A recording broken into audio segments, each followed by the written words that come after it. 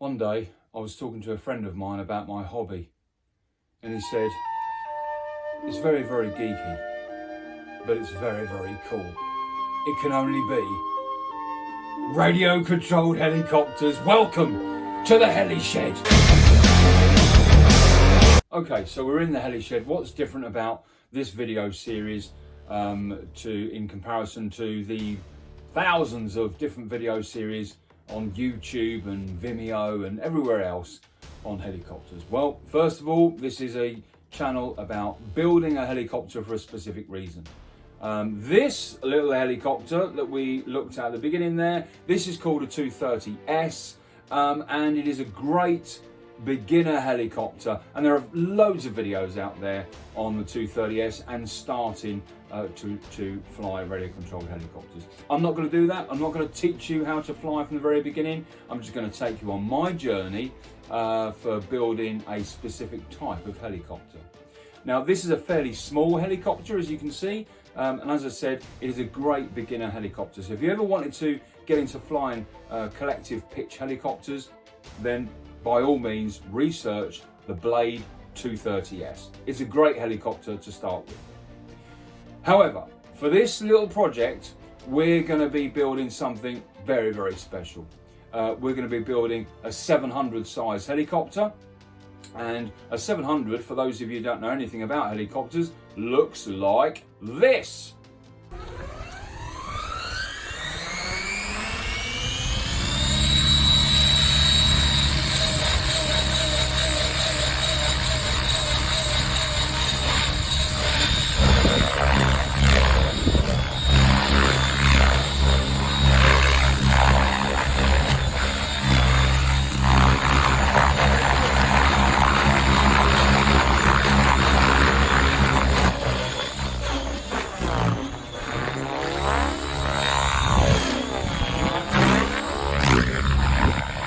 And this.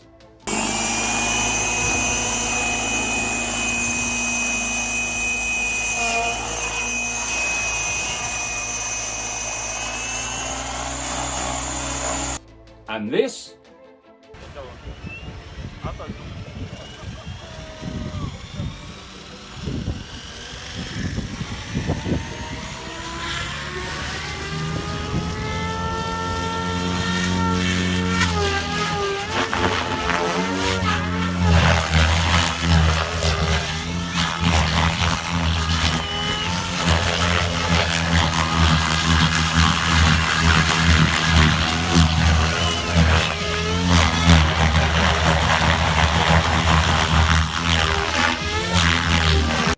And this.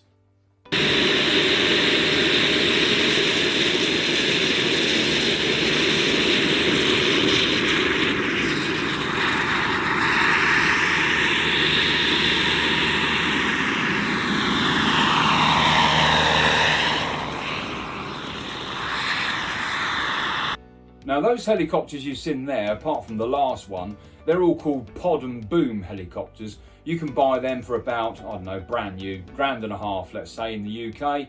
And they're a bit like a kit. You can put them together, and they are pretty much the biggest helicopter that you can fly and buy from a shop. You, of course, need the right sort of space to fly it in. You'd be wise to join a club, and there are rules and regulations, just like there are with everything. But it's a journey that you're on. The 700 size helicopters that you've seen there, ironically, in my view, are easier to fly than this little fella, because errors are exponential. The smaller something is, the bigger your thumbs are, the more you move to the left, the more significantly this is going to move to the left than something that you've seen in those videos with a big rotor disc and hanging in the air a lot more. So ironically, it's easier to fly a helicopter radio control with the big ones that you've seen there than it is the small ones. So why start on a small one? Well, this one is about £350 with a special control all ready to go. It's ready to fly out of the box. If you crash this, it's relatively cheap to fix. If you crash one of those big 700s, it's going to cost you hundreds. So of course, learning to fly radio control helicopters is always best done on a small machine. And you can even get helicopters much smaller than this. And I love you too. Yes, I do. Yes, I do. Yeah. Sorry. The great thing about these helicopters is that they come in a variety of different sizes and different ways to power them. You can power them via fuel, they call it nitro. You can power it via a jet engine. Yes, a jet. That's going to be your next project, just don't tell the wife yet. Get out of my house! And you can also power it via electric or batteries. Now, a lot of us are still stuck in the 17th century, and as soon as we say batteries, we go, really? But look, it's 2022. Batteries are all the thing. They're powering houses and cars and all sorts of things. And batteries that are used in radio-controlled helicopters are called lithium polymer batteries, and they are extremely powerful. This little chap here has a 1000 milliamp 7.4 volt battery, which will give you about 8 minutes of flying time. And trust me when I tell you, if you haven't flown a helicopter, just 2 minutes is enough to pap yourself. So when we're looking at those big 700s as we did earlier on, and we can say we can fly for anything up to 6 minutes, 7 minutes, believe you me, that 6 or 7 minutes seems like a lifetime. It is very, very worrying when you're flying one of those machines, purely and simply because of how much money you've got out there floating in the air. So electric is the way forward. It produces power instantly, and of course a lot of the top pilots out there that you saw in those first 3 videos, they're using electric power because they're able to have instant power, instant torque, and be able to do all those wonderful tricks. A couple of other things before we catch up. So let's revisit. What we're building is an electric helicopter. Now, a couple of other things. A collective pitch helicopter is not a drone. This is not about press a button and it'll hover there. Flying a radio control helicopter is complex, it is confusing, and you're trying to do essentially everything that a helicopter pilot does with your thumbs. I mean, how mad is that? But that is essentially what you're doing. You're trying to fly a helicopter and understand the collective and the cyclic and how the aircraft reacts to your inputs. No different than a helicopter pilot. In fact, you've got less digits. You've only got 2 thumbs. A helicopter pilot has a left hand, a right hand, and 2 feet to control the rudder. So it is significantly quite difficult to fly a radio-controlled helicopter, but it's certainly not difficult. You start off with something small like this, or even smaller, as I said, and when you crash it, damn, you fix it. The other thing is that radio-controlled helicopters are not like learning to drive a car. Yep. Let me explain. Look, you can learn to drive a car and never lift the bonnet, right? You don't even have to look at the engine. In fact, you can buy cars now, the Porsche 718, Boxster and Carrera, Boxster and Cayman, and you can't even service it. All you can do is put water in it. You can't even check the oil dipstick anymore. The car has to go to a garage, get lifted up in the air, and they service it from underneath. So you can learn to drive a car and never actually get involved in the engine or understand how the car works or anything. You can't do that in this hobby. Not only have you got to learn to fly it, you've got to learn to repair it, you've got to learn how to understand the electronics of it, how the servos work, how the transmitter works, the receiver. You've got to wire it yourself, and you've got to throw yourself into knowing that as well as you can fly it. And if you don't do that, then ultimately your £350 here might as well go in the bin, because as soon as it does crash, you're going to have no idea how to repair it. And that's what's great about this hobby. It's not just those 6 minutes of high rush adrenaline of thousands of pounds or hundreds of pounds hanging in the air, but it is also the fact that you've got to be able to repair it and you've got to be able to service and maintain it. And the final thing I'll say for this segment is this, and that is that you don't have to spend hundreds or thousands of pounds out there on a brand new helicopter. There are plenty of helicopters out there that you can buy and pick up ready to fly for a couple of £100 second hand. Join a local club, they'll have some machines that you can train on, they'll have some machines that you can play around with, and of course, like my friend said, very geeky but very, very cool, they're the ones that'll help you on your journey. So, let's get cracking. Simba here has just told me that I didn't tell you about some very key fundamental facts about helicopters before we dive in to explaining what the project is.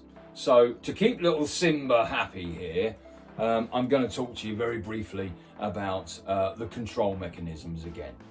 Now this helicopter here is called a fly-barless helicopter. You can see you've got the rotors here, the rotor blades, and then you've got the rotor mast here and so on, etc, etc. And that is called fly-barless.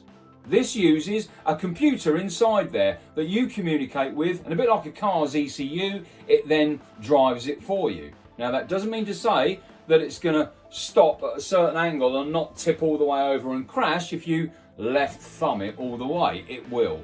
And of course it will happily fly itself into the ground if you want it to fly into the ground. Remember, it's not a drone. The other type of helicopter is called a flybar helicopter, and you have the two rotor blades like this, and then underneath at perpendicular angles, 90 degrees, you have smaller blades, and they're called flybars, and that aids in stability. The difference with that is there's no real ECU, if you like, there's no computer there, there's no fly-barless unit, as they call it, that you communicate with. So when you input left or right aileron, for example, then you are directly communicating via the transmitter, via the receiver, to the actual servos. Whereas a computer, a system like this, which is fly-barless, you communicate with the computer, and then the computer then irons out all of the sort of inaccuracies of your thumb movements and ensures that the inputs to the servos are much more smoothed out, and so you get a much more smoother flight. So fly-barless and fly-barred, and most modern helicopters that you can buy now will be fly-barless, just like most cars you buy now will be, you know, have a modern ECU, an OBD2 port and so on. But by God, don't we just love a Ford Capri Mark I from 1972?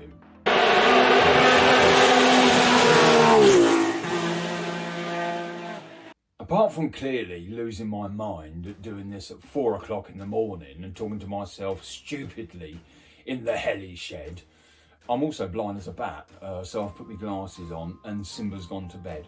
We're going to finish off this video by introducing you to the bits and bobs, but before we do, let's remind ourselves on a 700.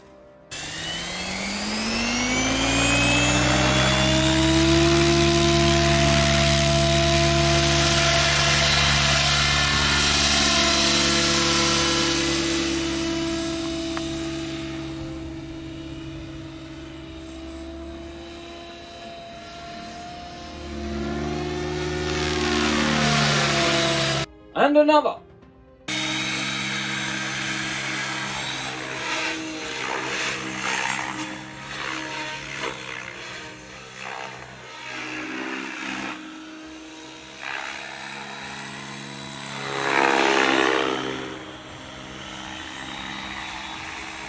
And finally, this one.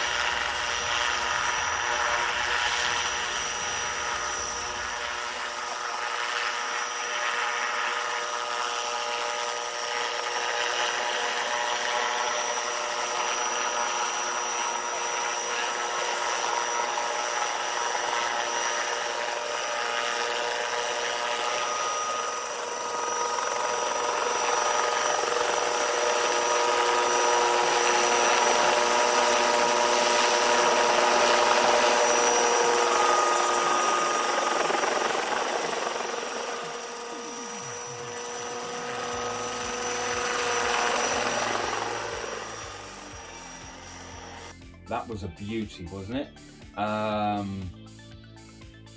Yes, it was. Right, what I'm going to do is I'm going to take... That was fantastic, fantastic helicopter. I'm going to take the camera off of its mount now, and I'm going to turn the thing around so you don't need to look at me anymore, and we'll go through a few bits and bobs. Welcome back to the Heli-Shed. Right, okay, let's have a view of what it is that we're going to be building. Simba, old girl. Now I know Simba. I think Simba is actually a Simba's a male, isn't it? Not in my life. Simba is a girl. There's Simba. Okay, let's just zoom out here. Now what you're looking at here is a second-hand helicopter that I bought and stripped it down. The rotor blades are at the side of the shed there. And I've stripped the helicopter down and taken all the old bearings out and the old screws and so on, and I've left a couple of servos in the main frame there, but other than that, taken all the servos out and pretty much everything, and you can see the boom there, and of course the canopy is up at the top there, and we're going to be building this basically. And why are we going to be building this? We're going to be building this to turn it into one of those 700s you saw earlier on, so that we can then get some flight time, make sure it's stable and so on. And then we are going to, ladies and gents, we are going to put it into this. Yes, the Bell 222. This is Airwolf as a 4-door. Airwolf has only got 2 doors. The Bell 222, probably one of the most successful civilian helicopters in the world. The first helicopter ever to have instrument flight rules. In other words, it could fly pretty much without any view whatsoever. This is an enormous fuselage. We're going to be doing all sorts with this. We're going to be putting our own lights into it. This is just a painted bit here. We're going to be putting, the doors don't open, so we're going to open doors. We're going to put glass in it. We're going to put retractable gear under here, which is going to have its own servos. We're going to be doing all sorts with this. Clearly at the back here, the wings are missing here and the tail is missing, etc. This beautiful machine here, which I bought from Hong Kong and was sent over, extremely well packaged. Shout out to Funky Scale Fuselages. Yeah, this is pretty much the biggest that you can get.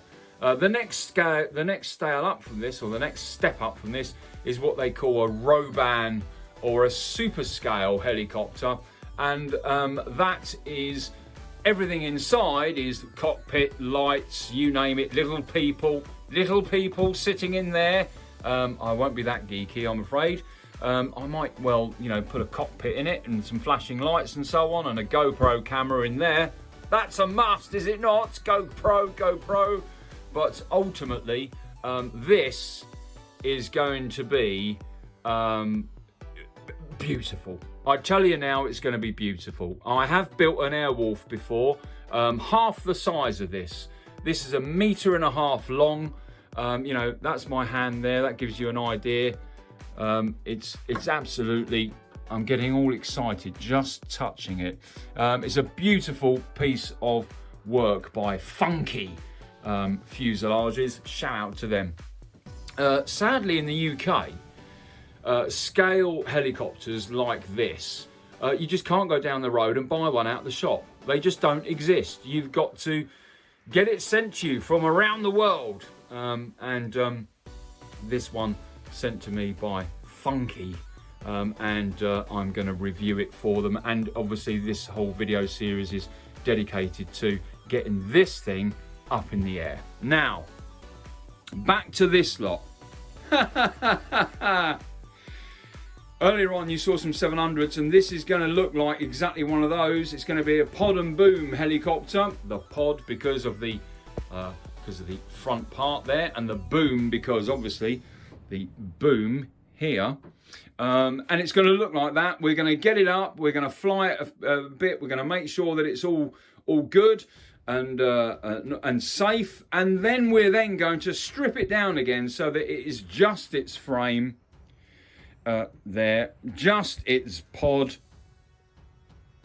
there, and we are then going to bespoke fit that inside of this, and this is why this is called a scale fuselage, because ultimately it's designed for a pod and boom.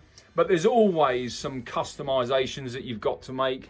You've always got to chop a bit here and chop a bit there in order to make it fit in, and that'll be an interesting journey, as I'm sure you're looking forward to it as much as I am. But for now, that's it.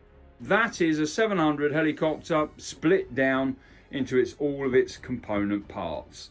Yeah, I've pretty much taken everything out that needs to be taken out, and replaced bearings that need to be replaced and so on, and kept a few out so I can take you on that journey of doing it. But ultimately, this is one of those 700s stripped down. There's a bit of there's the tail braces there, and the blades are over there. But ultimately, as we can see here, the servos, there's two servos there, the aileron and the pitch. Sorry, the pitch and the aileron. And we've got the part of the tail there split down. We've got the bearing blocks. We've got the motor, which is extraordinarily powerful. We've got the mast here, and the swash plate. Who doesn't love a good swash plate? I mean, look at that. Engineering is extraordinary. But we're going to be stripping this down. We're going to be rebuilding this. We're going to be changing the bearings out. We're going to change the grips. We're going to make it look fantastic. And this gold mast here isn't actually gold, it's tin. And that is an upgrade. Tin is a lot stronger, ironically, when it's used as a mast with the centrifugal forces than steel. Yes. So, but we're going to replace it. We're going to get rid of it. We're putting a brand new steel one in. So that's the mast and that's the head. We're going to be stripping that down. And then, of course, we've got the frame here. We'll be putting the frame together, the back brace, the skids and the bottom plate, the control arm for the rudder, and of course the torque tube there with the torque rod inside. This rod connected to the rear gearbox here and the front gearbox here with the main drive, the tail fin, which we'll get rid of. That's flimsy carbon. We've got another one coming. I'm really looking forward to it. I hope you are. Until next time, take care. Bye bye.